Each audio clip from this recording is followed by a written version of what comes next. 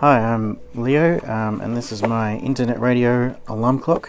So it's a custom-made, designed by me alarm clock that wakes you up with internet radio streams. So it's powered by a Raspberry Pi and an Arduino Nano. So Raspberry Pi 0W, and it has a web interface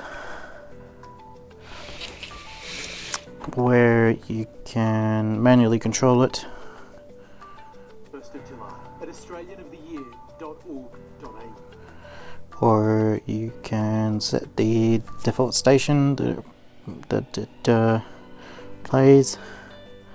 Nice interface there, and set the alarm times for a weekday, weekend, and which days and stuff.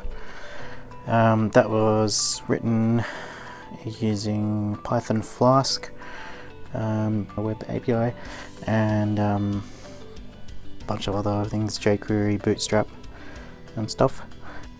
It'll wake you up of a morning with the stream you select, and then when you want to snooze it, you press the button once. Snoozing. The time is now 14:53. And then it uses eSpeak to tell you that it's snoozing and what time it is, so you know. Sometimes it's a bit hard to read that screen, as if that screen I chose. And then when you want to switch it off altogether, you press it twice. Alarm is now off. Time to get up. And then it'll switch it off and clears the timer for the snooze time. The case was 3D printed, obviously. I designed it in OpenSCAD, which is a programmatic modeling program where you define shapes by code and stuff like that. And it wasn't too hard for a fairly simple geometric shape like this, which is just a big cube. My friend Adam printed it out for me. He does some pretty cool stuff. He's made a BB-8, which he 3D printed. So I used to have a AM/FM alarm clock as a kid, and didn't want to lose that functionality because I don't really like, annoying noises waking me up, and because I tend to sleep in a bit. So I thought, might as well, when I sleep in, I listen to a radio stream. So then I tried out, tablet phone apps for that, but I kind of like the idea of a standalone device for several reasons.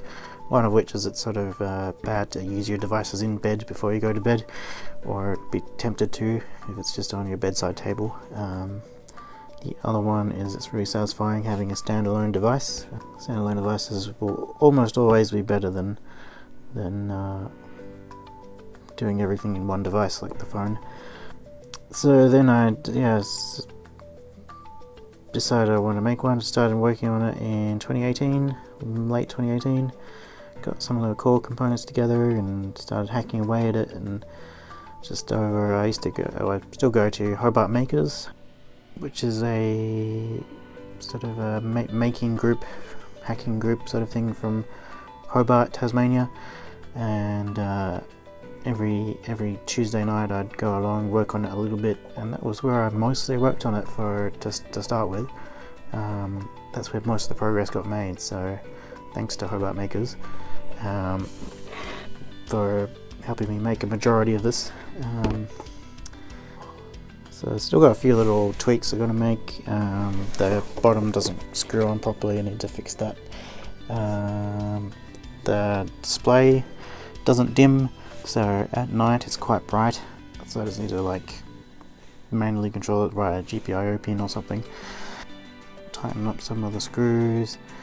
Another idea is to make the web interface accessible on the internet somehow, so that's no one can just randomly play with settings, maybe over by a VPN or something. Maybe longer term I could try and turn this into something that, like a kit that you can buy and build one yourself, but I think a few changes need to be made internally to make it a bit easier to assemble.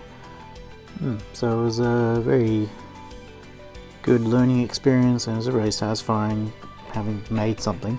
But I learnt how to put something like this together, and now I'm working on more projects. Another one which, knowing that I've made this, this is basically the first major project that I made and completed. But yeah, this one's more or less done, and now I know that I can make something, so I'll be probably making more stuff in the future. I also made a few other YouTube videos, so you can check those out. Yep, I've rambled on enough.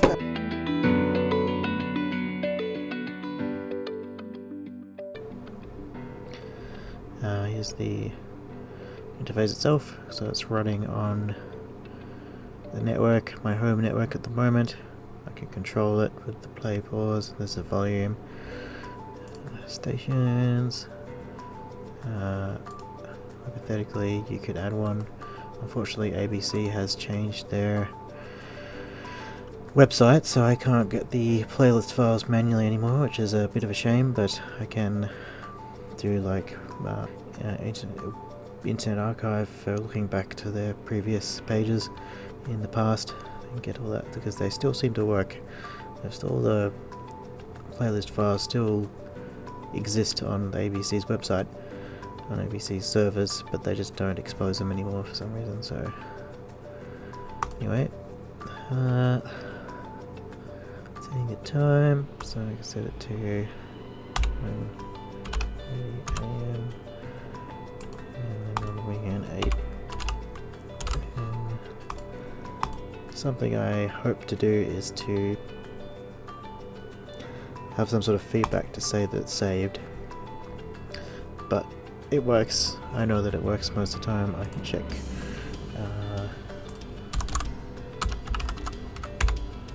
here.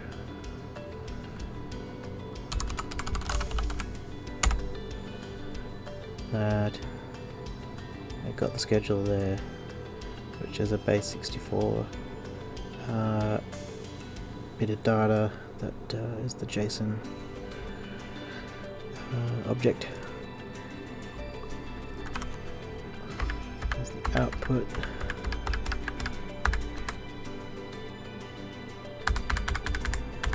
Yeah, it's using socket.io for controlling playback and volume and stuff, so that it works in real time.